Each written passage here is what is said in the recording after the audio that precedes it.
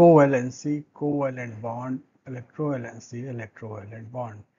मगर इसको समझने से पहले हम लोग थोड़ा सा एटम के बारे में आपको जानकारी दे दें, क्योंकि ये सारी चीज़ें जो हैं इलेक्ट्रॉन से रिलेटेड है, तो आपको ये समझना ज़रूरी है एटम के बारे में। मैं शॉर्ट में अभी आपको बता देता हूँ, क्योंकि यहाँ पर ये टॉपिक नहीं है इससे रिलेटेड।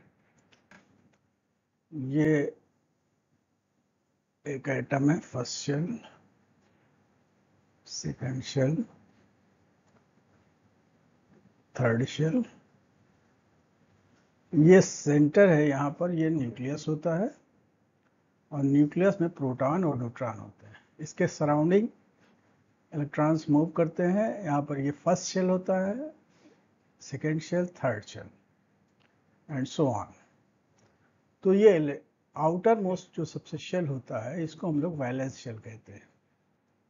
इसकी बड़ी इंपॉर्टेंस है, और इसमें जो इलेक्ट्रॉन मौजूद होता है उसको वैलेंस इलेक्ट्रॉन कहते हैं। तो वैलेंस इलेक्ट्रॉन एक्चुअली बॉन्डिंग में पार्ट लेता है और बॉन्ड फॉर्म करता है, कोवैलेंट और इलेक्ट्रोवैलेंट।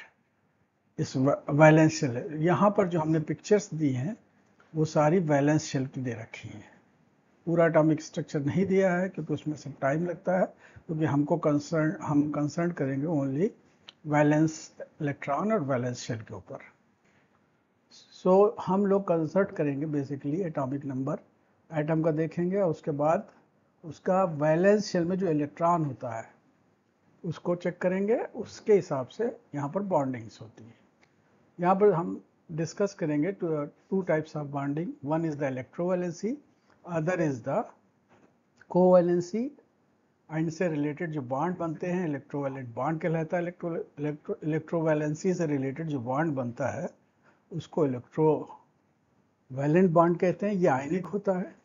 और कोवैलेंसी, कोवैलेंट बॉन्ड शेयरिंग से बनता है, इलेक्ट्रॉन पेयर शेयर किया जाता है। और इसमें इलेक्ट्रोवैलेंसी में जो होता है ये इलेक्ट्रॉन ट्रांसफर होता है। जैसे आप देख रहे हैं यहाँ पर, अब हम यहाँ पर ये देखिए आउटर मोस्ट ऑर्बिट में जो इलेक्ट्रॉन है, ये सोडियम का एटॉमिक स्ट्रक्चर है। देखिए 281, ये फिलिंग किया गया है इस बोहर के हिसाब से, वो हम डिस्कस करेंगे बाद में।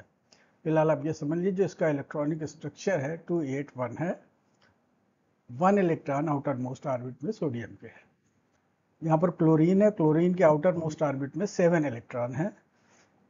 अब यहाँ पर होता क्या, ये जो 1 और 7 इलेक्ट्रॉन से ये अनस्टेबल होते हैं। इनको स्टेबल, ये they try to become stable.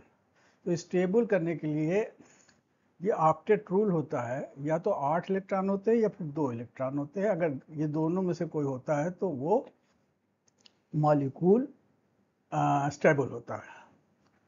तो यहाँ से ये this chlorine will try to get 1 electron from sodium. You see here, sodium will lose 1 electron, it becomes the Na plus ion, and chlorine will gain the 1 electron, it becomes the Cl negative ion. This becomes the NaCl. NaCl is the basically the formula of the salt which you eat. तो उसका formula क्या आता है, NaCl form होता है। Na और Cl react करके इलेक्ट्रोवैलेंस bond बनाते हैं। Electrovalence bond refers to the number of electrons. यहाँ पर देखिए क्या डेफिनेशन लिखी, electrovalence refers to the number of electrons lost or gained by an atom to form an ionic compound. अब ये आयनिक कंपाउंड बन गया।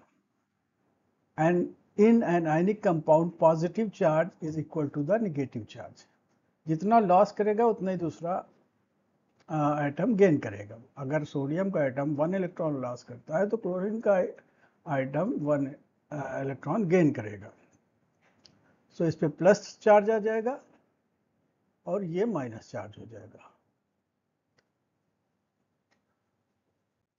तो when an item losses electron it becomes a cation. अब वहां पर जो है सोडियम क्या कैटायन हो गया, Na प्लस, और जो गेन करता है that will be the anion.